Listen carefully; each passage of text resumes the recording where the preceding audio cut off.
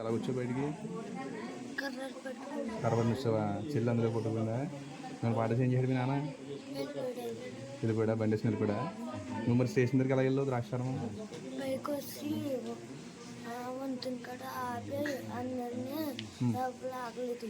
ఇద్దరు అంకులు ఆగి police station దగ్గర తీసుకెళ్ళారు. అప్పుడు పోలీసులు వచ్చారు ఇక్కడికి. ఏం పేరు నీ పేరు? రామచంద్ర. ఇంటి పేరు? రామచంద్ర. ఆ స్టేషన్కి వెళ్తే అప్పుడు ఎస్ఐ గారు వచ్చారు ఇక్కడికి.